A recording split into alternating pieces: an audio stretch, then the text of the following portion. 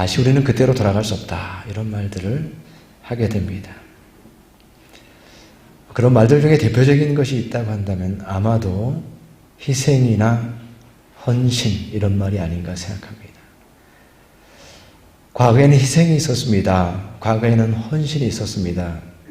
그리고 모두 다 그런 부분들을 감수했기 때문에 그런 삶들을 살아갈 수가 있었습니다. 그러나 오늘날의 시대는 아마도 가장 거부 반응을 일으키는 말들이 어쩌면 희생이 아닐까, 또한 헌신이 아닐까.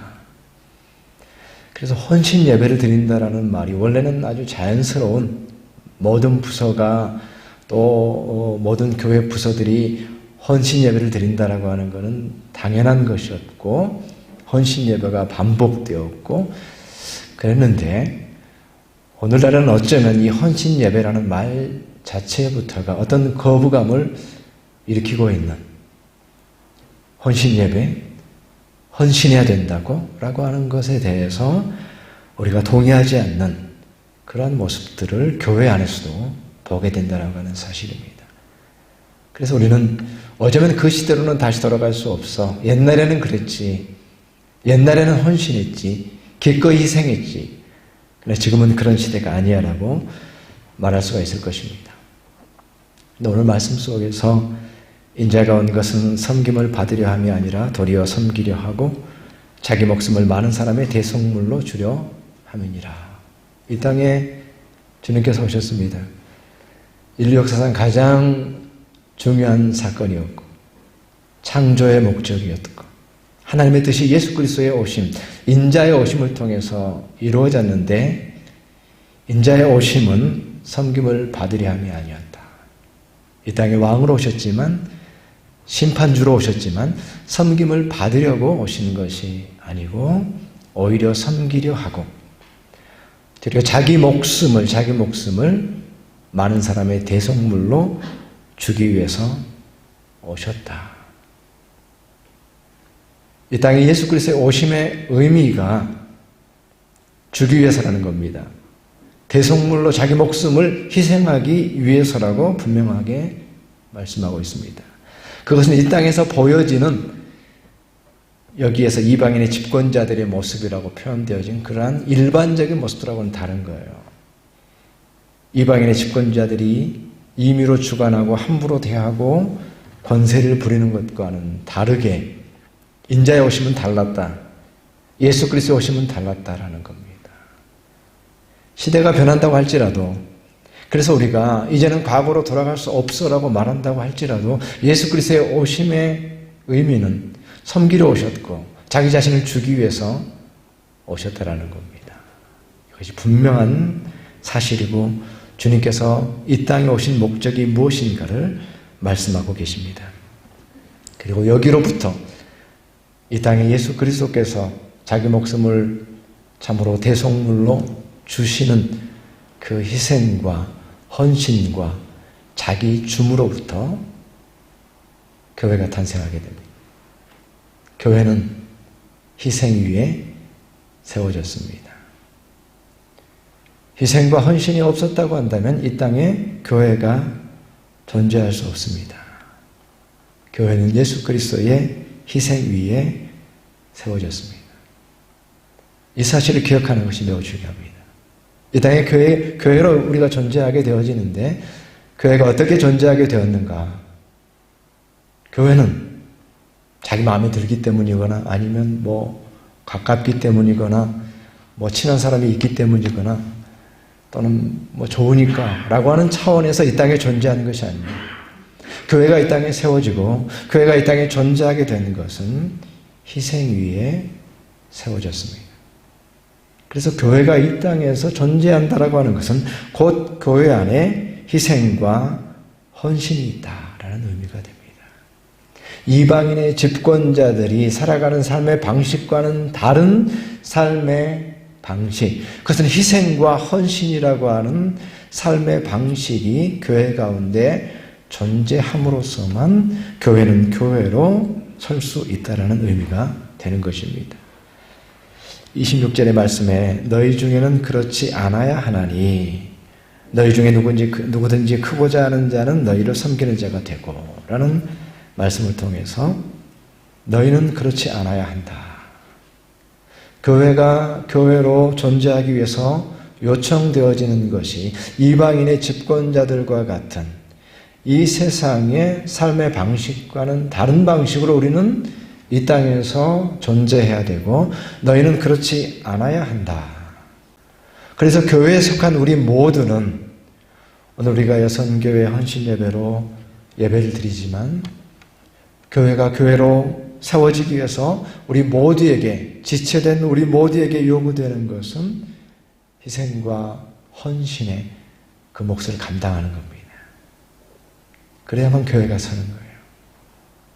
희생이 있어야만 교회가 서고 헌신이 있어야만 교회가 그리스도의 몸이라고 하는 본질을 지켜낼 수가 있습니다. 우리가 하는 말들 중에 또 제가 많이 하는 말들 중에 그런 말이 있었죠.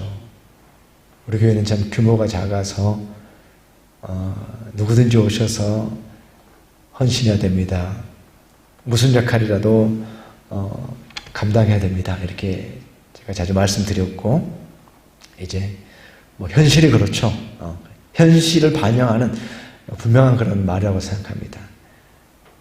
그러나 그럼에도 불구하고 그 말이 상당히 잘못된 말이라는 것을 새롭게 생각을 해보게 됩니다. 교회가 규모가 작으니까 헌신해야 된다. 그건 아니죠. 그것이 비록 우리의 현실이라고 할지라도 진정한 의미에서의 희생과 헌신이라고 하는 것은 그렇게 말해서는 안 됩니다. 교회가 작기 때문이 아니죠. 오늘 주님께서 분명하게 말씀하고 계시는 것처럼 교회의 본질이 그리스도의 몸으로서 이 땅 가운데 드러나야 된다고 한다면 예수 그리스도께서 내가 온 것은 섬기러 왔고 자기 목숨을 주기 위해서 대속물로 주기 위해서 오셨다라고 하는 이 말씀이 드러나기 위해서 이 땅에 교회가 존재하기 때문에 교회가 규모가 작으니까 우리가 희생하는 것이 아니라 우리가 이 땅에서 교회로 세워지기 위해서 이 땅에 그리스도의 몸이라고 하는 그 본질을 지켜내기 위해서 우리에게는 희생이 필요합니다. 우리 지체들의 헌신이 필요합니다. 우리는 희생해야 됩니다. 주님께서 그러하셨던 것처럼 교회로서 이 땅 가운데 존재하는 우리 모두에게는 희생이 요구됩니다. 그래야만 교회로 우리가 설 수 있습니다. 라고 분명하게 말했어야 되는 것입니다. 은혜가 필요한데 우리 모두에게 필요한 것이 은혜인데 바로 희생과 헌신의 결과로 주어지는 것이 은혜입니다. 희생이 있을 때의 은혜가 있는 거예요. 예수 그리스도의 그 죽으심을 통해서 참으로 대속물로 나를 위해서 죽으심을 통해서 나에게 은혜가 주어졌던 것처럼 우리 한 사람 한 사람의 희생과 헌신은 교회 안에서 은혜가 되는 겁니다. 은혜가 없이는 교회가 될 수가 없죠. 은혜가 있어야만 교회가 교회로 설 수가 있는데 어떻게 그 은혜가 우리 가운데 주어지게 되는가? 예수 그리스도의 그 대속의 죽음을 뒤따라가는 우리의 희생과 헌신의 삶을 통해서 은혜가 주어지는 거예요. 희생과 헌신이라고 하는 것은 우리에게 은혜로 주어지게 되는 것이고 그래야만 교회 가운데에 참으로 교회로 서기 위한 필요한 은혜가 주어지게 되는 겁니다. 그래서 주님께서 말씀하신 대로 너희가 사랑하라 라고 말했을 때에 희생 없이 사랑이 불가능하죠. 희생하지 않고서 사랑한다라고 하는 것은 있을 수가 없는 거죠. 사랑이라고 하는 것은 희생을 전제로 하는 겁니다. 사랑이 있어야만, 희생이 있어야만 사랑이 가능한 것이요. 지난 연말에 우리 여선교회에서 우리 전국에 계신 그리고 알마티 포함해서 약 40가정에 그 떡국떡하고 또 순두부하고 찐빵하고 기타 이런 식재료를 성탄절에 맞춰서 새해가 되기 전에 떡국 한 그릇이라도 끓여 드시라고 지방에 있는 선교사님들에게 다 보냈습니다. 근데 사실 우리 여성교 입장에서 보게 되면은 그 박스를 싸긴 싸지만 누군지 얼굴도 모르고 사실 이름도 잘 모르고 그것에 대해서 고맙다라고 하는 인사를 돌려받을 수 있는 그런 기회가 없습니다. 그냥 주고 마는 거죠. 희생하는 거죠. 저는 그 가운데서 이제 인사도 받고 뭐 칭찬도 받고 이렇게 했지만 그냥 여성교회 관점에서 본다고 한다면 그저 희생하고 헌신하는 것뿐입니다.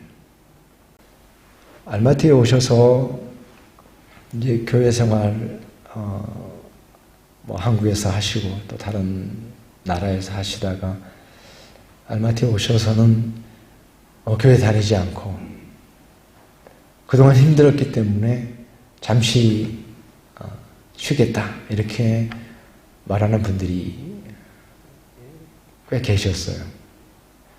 지금도 있고요. 얼마나 교회 생활이 힘들었으면 얼마나 헌신했으면 그럴까, 얼마나 힘들었으면 저런 말씀을 하실까라고 하는 것도 우리가 충분히 이해되죠. 또 우리는 다 그런 것들을 경험해보고 있기 때문에 교회 생활이라고 하는 것이 힘들다. 그래서 참 이해가 된다. 좀 쉬고 싶다. 그럼에도 불구하고 그 교회 생활이라고 하는 것이 누구를 위한 것이었고 어떤 것이었는가를 한번 돌아볼 필요가 있습니다. 바로 그것은 그 누구를 위한 것도 아니죠. 깊고 깊은 희생과 헌신, 그리고 결코 지치지 않는 참된 헌신이 되기 위해서 우리에게 요구되어지는 것은 우리의 희생과 헌신이 주님께 드려지는 것이 되어야 됩니다. 그 누구를 위한 것도 아니고 오직 주님께 드려지는 희생과 헌신이 되는 거죠. 그리고 그것을 우리는 날마다 확인해야 됩니다. 날마다 우리 자신이 과연 내가 주님께 나의 삶을 희생과 헌신으로 드리고 있는가를 살펴봐야 되는 것입니다. 아프리카에서 선거했던 리빙스턴의 유명한 이야기가 있습니다. 그러니까 이제 말년이 됐습니다. 나이도 많이 들었고 이제 할 만큼 했다. 그러니까 돌아가자라고 친한 친구를 보내서 참으로 그를 설득하게 됩니다. 이제 할 만큼 했으니까 돌아갑시다 라고 말할 때 그는 그 제안을 거절하게 됩니다. 그리고 며칠 후에 그가 그의 일기장에 썼던 말이 무엇입니까? 나는 주님께 다시 한번 나의 전체를 주님께 바칩니다 라고 하는 내용이었습니다. I again dedicate my whole self to thee. 이제는 됐습니다. 이만큼 했으면 됐습니다라고 사람들이 말할 때에 참으로 그의 생명을 다 바쳐서 헌신했던 그의 삶이 사람들도 충분하다라고 말합니다. 이제 그의 삶이 얼마 남지 않았습니다. 바로 그 순간에 그가 고백합니다. 나는 다시 한번 당신께 나의 모든 것을 바칩니다. 나의 모든 것을 바칩니다. 이 말도 감동적이지만 저에게 더 감동적이고 도전이 되는 것은 다시 한 번입니다. 주님 다시 한 번 바칩니다. 주님께 드리는 헌신을 새롭게 합니다. 식어져 버렸던, 잊혀져 버렸던, 우선순위가 바뀌어버렸던 그 헌신을 다시 합니다.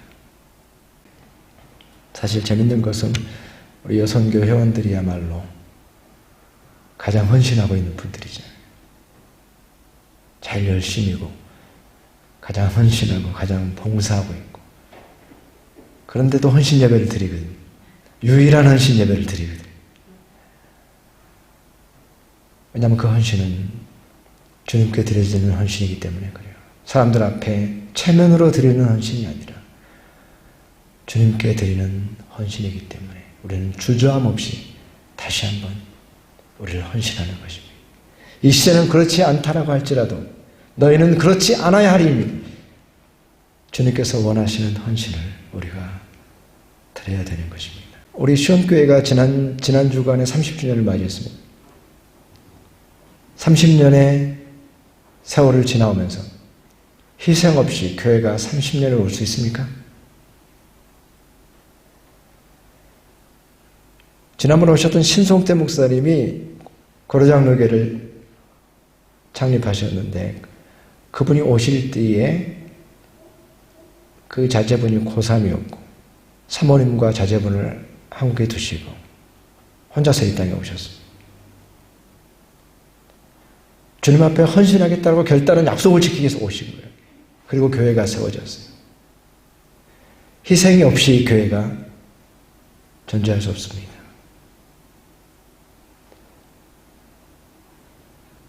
교회의 본질은, 교회가 교회로서 그 본질을 지키기 위해서는 주님께서 우리에게 요구하신 것처럼 너희는 그렇지 않아야 하리니 라고 하는 말씀과 같이 희생과 헌신이 있어야만 교회의 본질을 지킬 수 있습니다.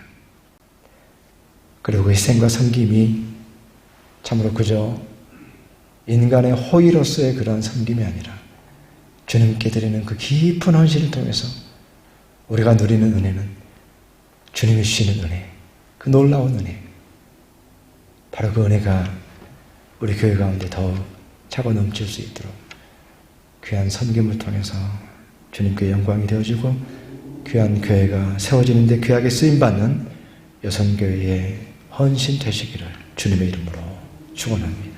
기도하겠습니다. 사랑의 주님,